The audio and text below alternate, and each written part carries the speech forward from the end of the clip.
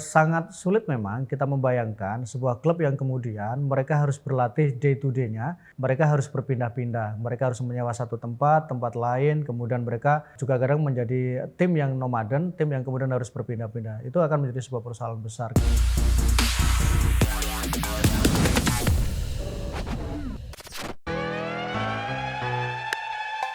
Klub-klub di Liga 1 Indonesia seharusnya menjadi lumbung pemain lokal berkualitas bagi timnas Indonesia. Namun, hingga saat ini tantangan besar masih menghambat pengembangan pemain lokal yang berkualitas di level klub. Salah satu aspek utama yang perlu diperhatikan adalah fasilitas latihan. Di sebagian besar klub Liga 1, fasilitas latihan masih jauh dari standar yang diperlukan untuk pengembangan pemain profesional. Selain itu, manajemen klub juga seringkali terjebak dalam siklus pendekatan jangka pendek yang mengutamakan hasil instan daripada investasi jangka panjang dalam pengembangan pemain.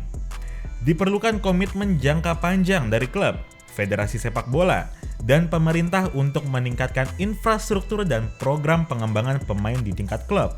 Tanpa langkah konkret seperti ini, klub Liga 1 mungkin masih akan kesulitan untuk membentuk pemain lokal berkualitas yang dapat bersaing di level internasional. Kali ini, pengamat sepak bola ternama Ma'ruf El-Rumi akan membahasnya secara mendetail dalam sudut sepak bola uncut. Persoalan di kita, klub kita itu masih bicara soal apakah persoalan dasar, persoalan basicnya bisa dipenuhi atau tidak. Misalnya, gaji pemain lancar nggak sih? Transportasi mereka perjalanan untuk tur tandang kandang bisa terlaksana nggak sih? Mereka punya stadion nggak sih? Mereka bisa menggelar pertandingan nggak sih? Masih sebatas itu. Jadi profesionalismenya masih dihitung berdasarkan basic needed untuk sebuah klub, hanya bagaimana klub itu berjalan. Bukan kemudian profesional dari sisi pengelolaannya, bukan dari sisi profesional manajerialnya, bukan dari fasilitas yang mereka miliki, termasuk infrastruktur yang mereka miliki. Itu yang menjadi kendala. Tidak selalu sepak bola itu bicara soal korelasinya selalu positif.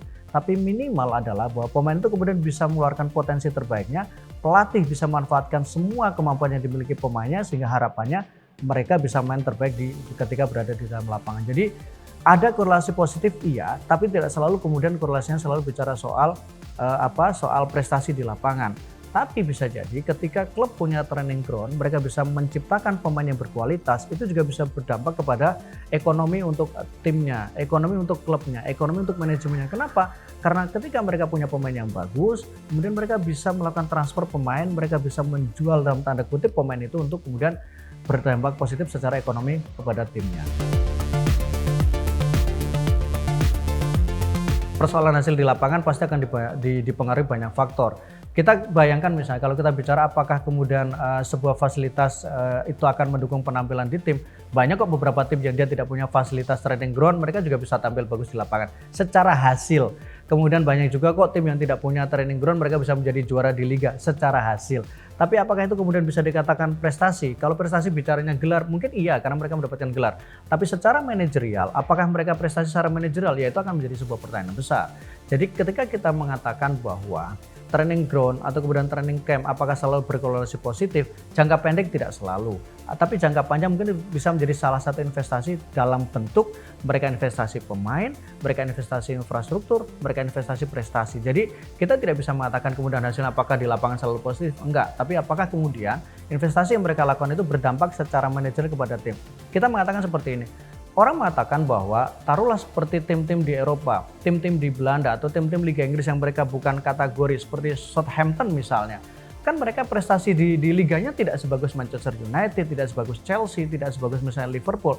Tapi mereka selalu bisa menghasilkan pemain-pemain yang baik, pemain-pemain yang berkualitas yang kemudian diambil oleh klub-klub yang timnya tim-tim elit. Salah satu penyebabnya apa? Southampton punya akademi, punya fasilitas latihan yang bagus, sehingga itulah kemudian tidak selalu bicara prestasi di lapangan, tapi juga bagaimana klub bisa menghasilkan dari sisi ekonomi ketika pemain itu bisa memiliki nilai tinggi, memiliki nilai lebih yang itu bisa mendatangkan finansial untuk timnya. Kalau kita bicara soal fasilitas latihan atau kemudian training ground atau bahkan mungkin training camp itu seharusnya menjadi salah satu kebutuhan untuk klub dalam mengembangkan sepak bola mereka, dalam mengembangkan sepak bola profesional yang menjadi salah satu syarat dari sebuah klub itu dikatakan sebagai tim yang profesional.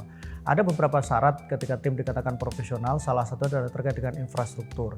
Infrastruktur ini tentu kita tidak hanya bicara soal lapangan tempat bertanding, tapi juga infrastruktur terkait bagaimana mereka menyediakan fasilitas latihan untuk para pemain mereka. Sangat sulit memang kita membayangkan sebuah klub yang kemudian mereka harus berlatih day to day-nya, mereka harus berpindah-pindah, mereka harus menyewa satu tempat lain, kemudian mereka juga kadang menjadi tim yang nomaden, tim yang kemudian harus berpindah-pindah. Itu akan menjadi sebuah persoalan besar. Kenapa? Karena akan ada missing link terkait dengan kesiapan mereka, terkait dengan persiapan mereka dalam menjalani pertandingan. Jadi training ground atau kemudian training camp menjadi sebuah syarat yang menurut saya menjadi sebuah kebutuhan, bukan hanya kewajiban untuk sebuah tim sepak bola profesional.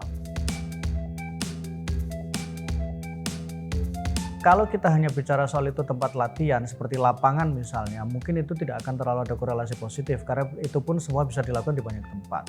Tapi kalau kemudian kita bicara soal fasilitas, training ground kan tidak hanya persoalan lapangannya, tapi persoalan apakah mereka misalnya fasilitasnya selengkap apa, secanggih apa. Kalau di beberapa klub luar negeri misalnya, ketika mereka bicara soal training ground, mereka bicara soal bukan hanya lapangannya, bukan hanya mungkin cuma satu lapangan untuk latihan, tapi mereka juga punya mini lapangan, kemudian mereka juga punya fasilitas gymnya, mereka juga punya fasilitas tempat renangnya, mereka juga punya tempat pemain untuk kemudian mereka berkumpul melakukan analisa taktik, mereka juga punya fasilitas medis kesehatan yang kemudian bisa memantau kesehatan, memantau perkembangan dari para pemainnya.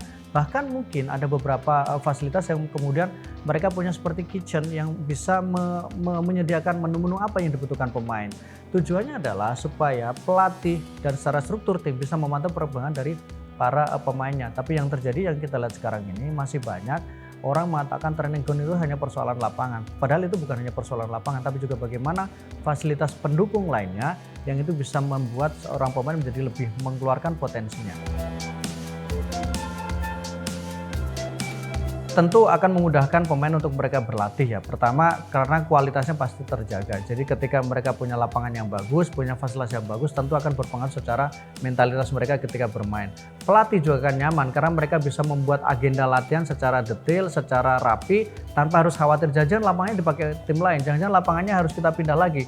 Karena pelatih itu tentu membutuhkan dia sudah punya timeline bagaimana struktur latihan itu dilakukan. Misalnya pekan pertama harus berlatih apakah fisik terlebih dahulu, taktik dulu, teknik dahulu dan sebagainya. Nah, kalau kemudian itu tidak didukung dengan fasilitas yang memadai, bagaimana kemudian pelatih bisa mendapatkan potensi maksimal dari pemainnya, bisa menghasilkan prestasi tertinggi kalau kemudian dia tidak bisa menyusun struktur latihan karena terkendala dengan fasilitas. Jadi ini akan memudahkan pelatih, memudahkan pemain dalam melakukan latihan-latihan yang dibutuhkan ketika menjalani sebuah pertandingan. Itu akan menjadi sebuah pertimbangan terutama untuk pemain yang mereka ingin mengembangkan karirnya, untuk pemain yang kemudian ingin mendapatkan prestasi tertinggi, karena setidaknya kalau sebuah tim memiliki fasilitas yang bagus, tentu secara finansial mereka bagus. Mereka tidak akan berpikir, mereka tidak akan takut lagi bahwa gaji mereka terlambat. Mereka tidak harus berpikir lagi bahwa tiba-tiba mereka menjadi tim non-maden yang kemudian mereka harus ke sana kemari hanya untuk menjalani sebuah latihan. Jadi itu akan sangat membantu dan akan menjadi daya tarik untuk seorang pemain memutuskan mereka bergabung atau tidak. Kenapa?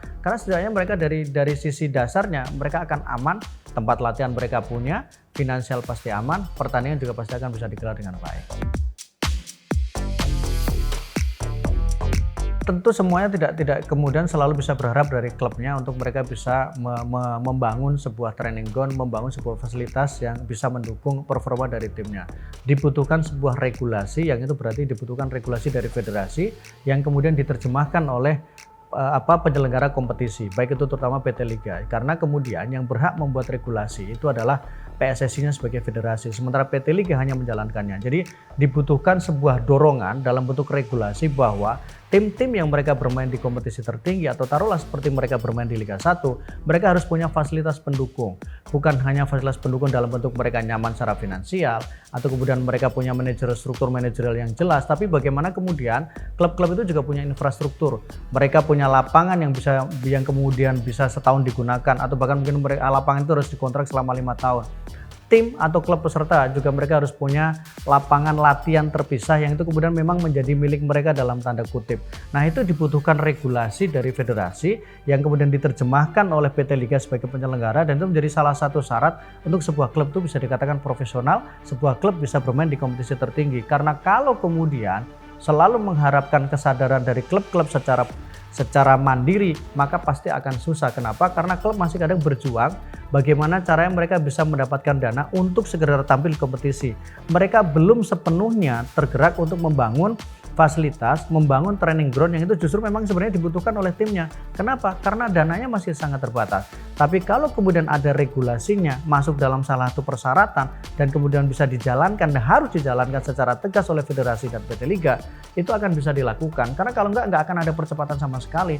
Ini sama seperti case-nya ketika di luar negeri pasti ketika tim profesional, mereka pasti punya akademi-akademinya. Mereka entah itu punya football academy, mereka punya tempat latihan. Salah satu faktor apa? Karena memang mereka dipaksa untuk memiliki itu menjadi salah satu syarat. Di Indonesia masih terlalu banyak toleransi. Alasannya memang dana terbatas. Iya, tetapi kalau kemudian terlalu banyak toleransi, bagaimana mungkin kita bisa mendapatkan prestasi? Toleransi dalam bentuk misalnya, memang sekarang sudah ada Pro Elite Academy taruhlah yang menjadi salah satu cara untuk bisa menjadi salah satu syarat bahwa klub profesional harus punya Pro Elite Academy. Tapi faktanya realitasnya, Pro Elite itu hanya mereka miliki ketika kompetisi akan digelar, bukan kemudian menjadi sebuah kewajiban yang itu harus dimiliki selama setiap tahunnya, setiap musimnya. Dan itu yang menurut saya menjadi kendala. Imbasnya apa? Pemain-pemain itu kemudian tidak dibesarkan oleh klub profesionalnya, tidak dibangun berdasarkan filosofi klubnya, tapi kadang hanya sesuai dengan kebutuhan, mengambil dari SSB sana, mengambil dari SSB sini, dan itu menurut saya menjadi kendala. Jadi dibutuhkan sebuah regulasi bahwa ini harus ada infrastruktur. Misalnya ketika bicara soal lapangan, mereka harus punya lapangan. Jangan kemudian ke lapangan hanya kontraknya 1 musim kalaupun bukan punya mereka. Tapi bagaimana kontrak bisa 5 musim. Kenapa? Karena itu juga penting supaya tim itu tidak menjadi nomaden dalam setiap musimnya. Yang kedua, mereka harus punya tempat latihan terpisah. Baik itu sewa. Kalaupun sewa ya tentu harus ada standarnya dan itu dengan durasi jangka panjang. Tapi disarankan misalnya mereka punya sendiri, mereka membangun sendiri sehingga itu menjadi bagian dari investasi jangka panjang untuk klubnya sehingga harus menguji apakah klubnya sehat secara finansial.